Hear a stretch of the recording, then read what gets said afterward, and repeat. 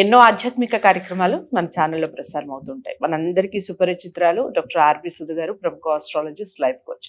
ఈరోజు లైఫ్‌కి సంబంధించిన చాలా అతిపెద్ద ప్రాబ్లమ్ అని చెప్పొచ్చు. ఎందుకంటే ప్రాణం విలువ తెలియక చాలా మంది సూసైడ్‌లు చేసుకుంటూ ఉంటారు. రకరకాల కారణాలు మాట్లాడదాం. దానికి సొల్యూషన్స్ మాట్లాడదాం. మేడం ఏం చెప్తారో విందాం. అంతేకాకుండా మేడంని మీరు పర్సనల్‌గా కలవాలి. దీనికి సంబంధించిన సొల్యూషన్స్ మీ ఇంట్లో కానీ లేదా అలాంటి సిచ్యువేషన్ కనిపిస్తుందని మీరు ఫీల్ అయితే తప్పకుండా మేడంని కలవచ్చు. స్క్రీన్ మీద కనపడే నెంబర్కి కాల్ చేయడం ద్వారా. నమస్తే మ్యామ్. నమస్కారం.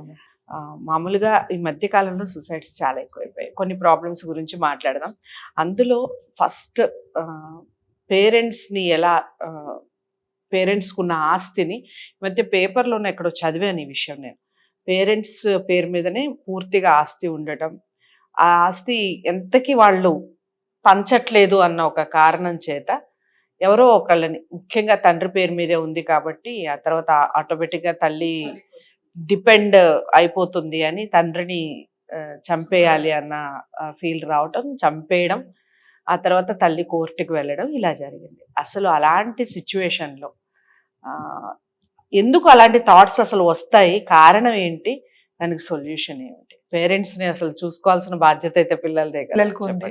అదే కదా, మనం పారపరంగా వచ్చేది ఏంటి, జాయింట్ ఫ్యామిలీ ఉండేది. నలుగురితో కొట్లాడి నెగ్గుకుని, లేకపోతే కొంచెం తగ్గి అలా, అంటే ఇంటర్పర్సనల్ రిలేషన్షిప్ మనం మాట్లాడుకుంటున్నాము. అలా తగ్గినప్పుడు, ఎక్కినప్పుడు, లేకపోతే కొట్లాడినప్పుడు, నలుగురితో మాట్లాడినప్పుడు మనది మనం చెప్పుకుంటూ ఉంటాం.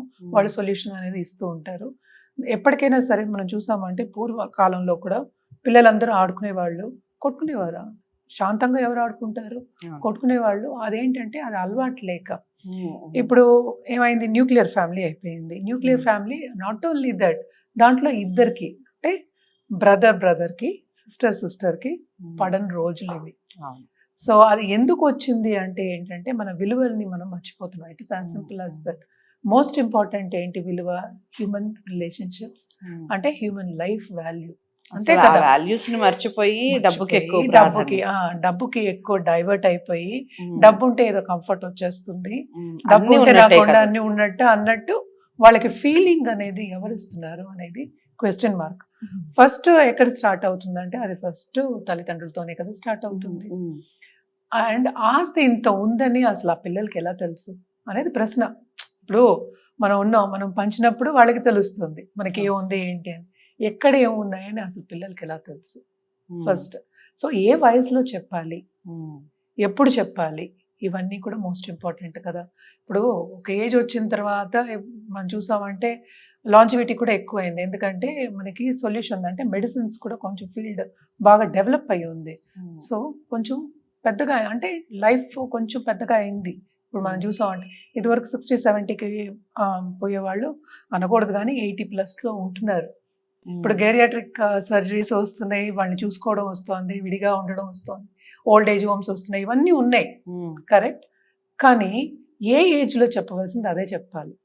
నువ్వు ఇందాక అడిగిన ప్రశ్న కరెక్టే. ఆ ప్రశ్నకి ఏ ఏజ్లో అది జరిగింది అనేది క్వశ్చన్ మార్క్. ఇప్పుడు చిన్న వయసులో సపోజ్ 10 years ఉన్నారు, లేకపోతే 5-6 years నుంచి మొదలెడదాం అనుకుందాం. ఇప్పుడు అంబానీస్ ఉన్నారు, వాళ్ళకి ఆస్తి ఉంది. చాలా మంది మార్వాడీస్ కూడా ఆస్తి ఉంటుంది. వాళ్ళు చెప్పి పెంచుతారు. అంటే ఏంటి, ఫ్యామిలీ నుంచి బయటకు వెళ్ళకూడదు, ఇది ఫ్యామిలీలోనే ఉండాలి. కొట్లాట్లు వస్తాయి, కాదు అంటలే. డబ్బున్న చోట, ఆస్తి ఎక్కువ ఉన్న చోట తప్పక కొట్లాట్లు వస్తాయి, కాదనట్లే. ఇది ఎక్కడికి వెళ్ళింది, తండ్రిని చంపేంత వరకు వెళ్ళిందని నీ ప్రశ్న. సో అది తెలిసినప్పుడు వాళ్ళు ఏంటంటే ఎప్పుడు ఇవ్వవలసింది అప్పుడే ఇవ్వాలి. ఇప్పుడు ఏ వయసుకి ఆ వయసు అని సనాతన ధర్మంలో ఎందుకు చెప్పారు? జరిగిపోవాలని చెప్తూ ఉంటాం. సో ఫస్ట్ ధైర్యం ఇవ్వాలి. నాకు ఇక్కడ ఆస్తి ఉంది అని చెప్పి పెంచడం కాదు. ఈ ఆస్తులు ఉన్నాయి, ఇక్కడెక్కడ భూములు ఉన్నాయి, ఇవి నేను అమ్మేశాను, ఇంత డబ్బు వస్తుంది, ఈ టైంకి ఈ డబ్బు వస్తుంది, లేకపోతే ఇవ్వట్లేదు అని ఈ ప్రమాదం. అదే అందుకనే చెప్తున్నాయి, ఇవన్నీ బ్యాక్గ్రౌండ్ కదా మరి.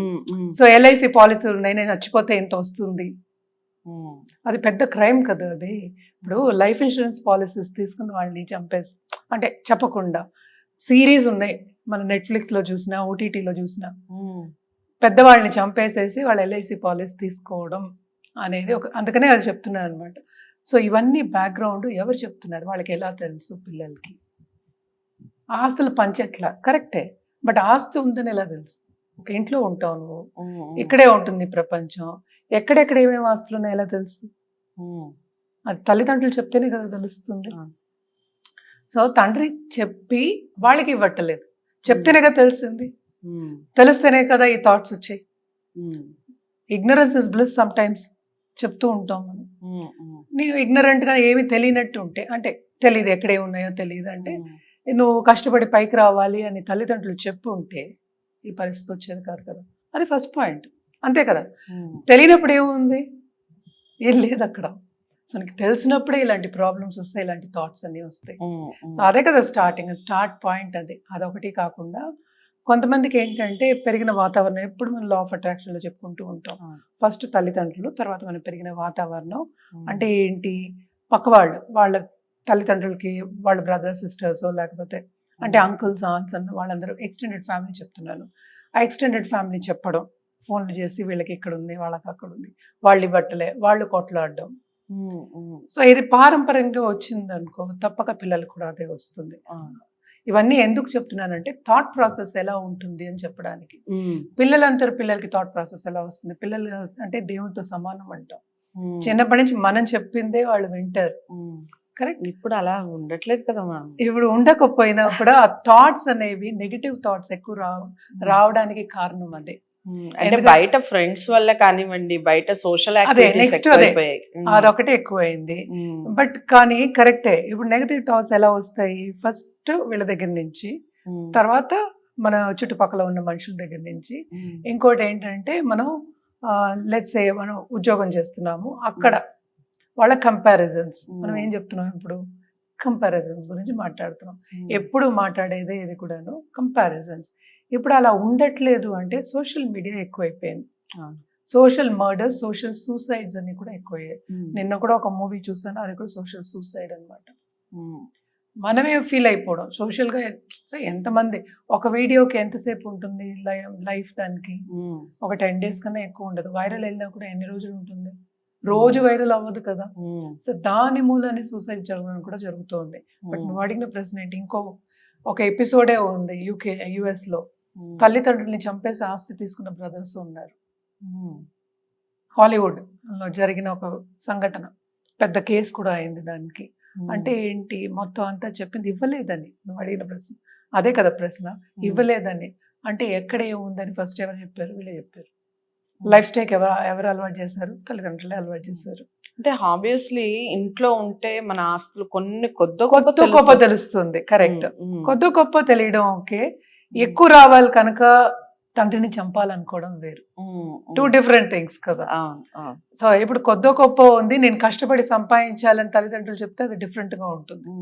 నువ్వు కష్టపడి సంపాదించుకుని నీది నువ్వు గణించుకుని, ఇప్పుడు వీళ్ళు చేతగాని టైం ఉంటుంది కదా మ్యామ్, అప్పుడు పిల్లలకే కదా చెప్తారు, ముఖ్యంగా అబ్బాయిలకే కదా, బయటకు వెళ్ళండి, పలానా దగ్గర మనకి ఇంత అమౌంట్ రావాలి, అది మన ప్రాపర్టీ, అక్కడి నుంచి తీసుకోండి అని.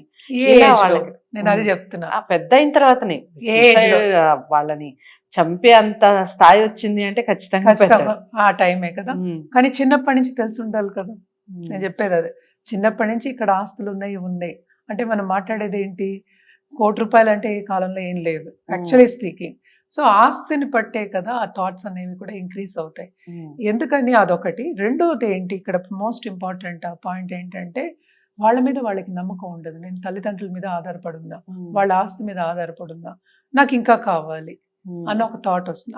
అది కూడా నెగిటివ్ థాటే. మనం నలుగురికి పంచుకోవాలని ఎప్పుడు చెప్పుకుంటూ ఉంటాం లా ఆఫ్ అట్రాక్షన్. అంటే మనకు ఉన్నది కొంతమందికి ఇస్తే యూనివర్స్ మనకి ఇస్తుంది అనేది ఒక పాయింట్. అంటే మనం ఏమిస్తే అదే వస్తుంది అని. ఇదంతా ఇన్ఫ్లుయెన్స్ ఎక్కడ స్టార్ట్ అవుతుంది, ఇంట్లోనే స్టార్ట్ అవుతుంది, నెక్స్ట్ ఫ్రెండ్స్ తో స్టార్ట్ అవుతుంది. ఇది ఇన్ఫ్లుయెన్స్ లేకుండా ఉన్న వాళ్ళు కొంతమంది ఉంటారు, ఇన్ఫ్లుయెన్స్ అవ్వరు ఈజీగా. కానీ కొంతమంది చాలా నెగిటివ్ మైండ్ సెట్ తోనే ఉంటారు, మనకి తెలియదు లోపల ఎలా ఉన్నారో మనకి తెలియదు. సో వాళ్ళకి ఏంటంటే ఈజీగా ఇన్ఫ్లుయెన్స్ అయిపోయి చంపడం అనేది జరిగిపోతుంది. రైట్. సొల్యూషన్ ఏంటంటే ఫస్ట్ మన థాట్స్ ని మనం కంట్రోల్ చేసుకోవాలి. మనం ఎప్పటికైనా ఏం చెప్తాం, ఒక పాజిటివ్ సీడ్ పెట్టుకుంటే మనకి పాజిటివ్ వస్తుంది, అంటే పాజిటివ్ మొక్క వస్తుంది. ఎందుకు చెప్పాం సీడ్ అని, ఎందుకు చెప్పాను నేను, అది నెగటివ్ సీడ్ వస్తే నెగటివ్ వృక్షం అవుతుంది, పాజిటివ్ అయినా వృక్షం అవుతుంది, నెగటివ్ అయినా వృక్షం. అందుకని సీడ్ అనేది ఒక చిన్న థాట్, అంతే కదా, మనం చాలాసార్లు మాట్లాడుకున్నాం చాలా వీడియోస్లో. సీడ్ అనేది మన మైండ్ని ఫస్ట్ నీట్గా కల్టివేట్ చేసుకోవాలి. దేనికి? పాజిటివిటీకి. ఏదైనా సరే నెగటివ్ థాట్ ఒక్కసారి వచ్చిందంటే అది థ్రెడ్ లాగా అది అల్లుకుని వెళ్ళిపోతుంది. ఇది చాలాసార్లు కూడా వీడియోలో నేను చెప్పున్నాను. సో ఒక నెగటివ్ థాట్ వచ్చిందంటే ఇంకా నెగటివ్ థాటే దానికి అట్రాక్ట్ అవుతుంది. లైక్ అట్రాక్ట్స్ లైక్, మనం ఎప్పుడూ అదే మాట్లాడుకుంటాం.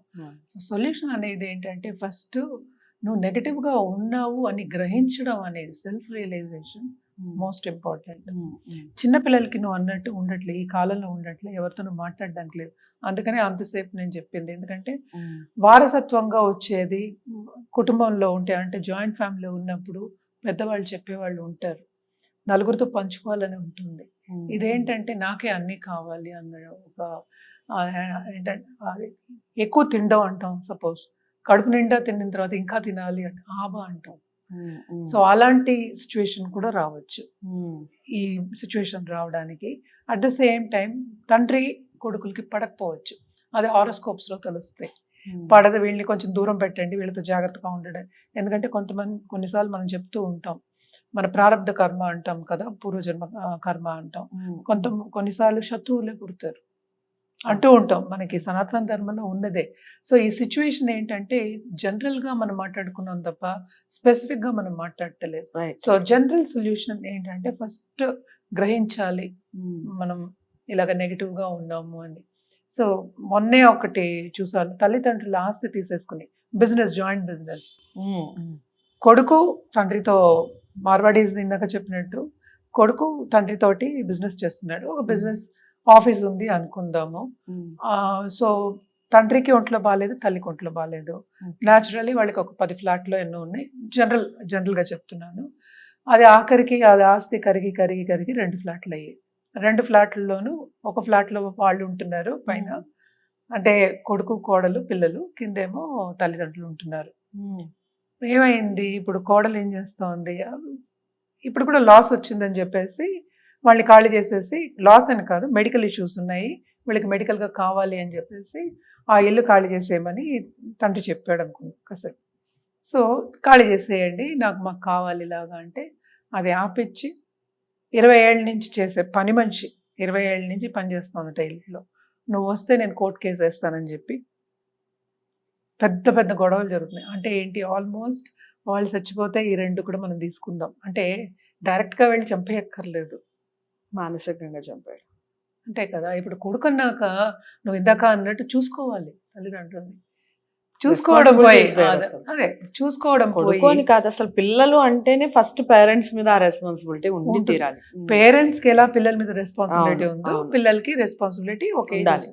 సో వెళ్ళిపోమంటే ఇది జరిగిన ఇప్పుడు కూడా ఇంకా జరుగుతోంది, కోర్ట్ కేసు వరకు వెళ్ళింది అనమాట. కూతురు ఉంది, కొడుకు ఉంది, కొడుకేమో పైన ఉన్నాడు, కూతురు పెళ్ళే వెళ్ళిపోయింది అనుకుంది. సో కూతురు సపోర్ట్ చేస్తాం. సో దీనికి ఏంటి సొల్యూషన్ అని చెప్తే ఏంటి, వాళ్ళు గ్రహించరు. బికాజ్ ఒక్కసారి నెగిటివ్ థాట్ వచ్చిందంటే నెగిటివ్ కంటిన్యూ అవుతుంది. అంటే మనం చిన్నపిల్లల గురించి మాట్లాడట్లేదు, ఒక 45+ వాళ్ళ గురించి మాట్లాడుతున్నాం. దానికి తోడేంటి, ఇప్పుడు కోడలు 1+1 అంటే ఇన్ఫ్లుయెన్స్ అయిపోయి మనకి ఇవి కావాలి, మనం సంపాదించకుండా కూర్చుని కాళ్ళు మీ కాళ్ళు వేసుకుని కూర్చుని తిందాం. అంటే తండ్రి సంపాదించింది, ఎవరిదైనా సంపాదనే కదా. ఇప్పుడు నువ్వు సంపాదిస్తున్నావు అంటే నీ టైం వేస్ట్ చేసుకుని ఆ టైం బట్టి నువ్వు సంపాదించుకుంటున్నావు. ఎవరైనా అంతే, వాళ్ళ లైఫ్ టైం. మనీ అంటే ఏంటి, లైఫ్ టైం, అది వాల్యూ, అది రైట్. సో సొల్యూషన్ అనేది ఫస్ట్ ఏంటంటే సెల్ఫ్ రియలైజేషన్ ఉండాలి. సపోజ్ ఇది చిన్నవాళ్ళు అనుకో, we can take them to psychiatrist. ఏదో మనం ఏంటంటే ఒక హార్స్ని తీసుకెళ్ళి ఒక నీళ్ళ దగ్గర తీసుకెళ్ళి తాగమంటే తాగుతుందా, తను ఇష్టమైనప్పుడు తాగుతుంది. అలాగే కదా పెద్దవాళ్ళు అయిన తర్వాత మొక్క ఏంటి టెండర్గా ఉన్నప్పుడు వంచొచ్చు, మొక్క వంగనిది ఎలా వంగుతుంది గట్టిగా అయినప్పుడు. సో ఇదంతా ఏజ్, ఫస్ట్ ఏజ్. నెక్స్ట్ ఏంటంటే డిపెండెన్సీ చిల్డ్రన్ మీద. చిల్డ్రన్కి ఏంటంటే మనం ఇవ్వడం అనేది నేర్పాలి, అదే సొల్యూషన్. నలుగురితో పంచుకోవడం అనేది నేర్పాలి. మన ఫీలింగ్ అయినా సరే, మన డబ్బు అయినా సరే, కొంతైనా. నేను మొత్తం ఇచ్చేసి ఖాళీగా కూర్చోమని సన్యాసం పుచ్చుకోమని నేనేమి చెప్పట్లా, కొంతైనా పంచుకోవాలి. ఆ పంచుకునేది వచ్చిందంటే, ఆ టెండెన్సీ ఉందంటే, ఆ మైండ్ సెట్ ఉందంటే, పంచుకునే మైండ్ సెట్ ఏదైనా సరే, ఇప్పుడు అఫెక్షన్ అయినా సరే, ఇప్పుడు ఒక బాధ అయినా సరే పంచుకోవాలి. పంచుకున్నప్పుడు అలాగే డబ్బు కూడాను. ఓకే. ఆస్తి కూడాను. ఇప్పుడు ఇద్దరున్నారు, బ్రదర్స్ ఉన్నారు. ఇద్దరు బ్రదర్స్ అట్లా చేస్తే ఎట్లాగా? పంచుకోవాలని ఉండాలి. ఉన్నప్పుడు ఏంటది అదే సొల్యూషన్. ముందుకెళ్ళడం అనేది ఈజీ అవుతుంది. లైఫ్ కూడా బాగుంటుంది. రేపు ఎప్పటికైనా ఇలా చేస్తే రిగ్రెట్ చేస్తారు కదా. రైట్. సో మామూలుగా పేరెంట్స్ అనేవాళ్ళు అందరికీ ప్రతి ఒక్కళ్ళకి ఇది వర్తిస్తుంది. మామూలుగా మనం తల్లిదండ్రుల్ని ఎంత మనల్ని ప్రేమించి ఎంత అభిమానించి పెంచుతారో మనం కూడా తల్లిదండ్రులకి అంతే ప్రేమని అంతే అభిమానాన్ని ఇచ్చి తీరాలి. తర్వాతనే మిగిలినవి అన్నీ కూడా. వీడియో అందరికీ షేర్ చేయండి, లైక్ చేసి ఛానల్ని సబ్స్క్రైబ్ చేసుకోండి. మరో మంచి వీడియోతో మళ్ళీ కలుద్దాం. మేడంని కలవాలి అనుకుంటే స్క్రీన్ మీద కనపడే నెంబర్కి కాల్ చేయండి. నమస్తే.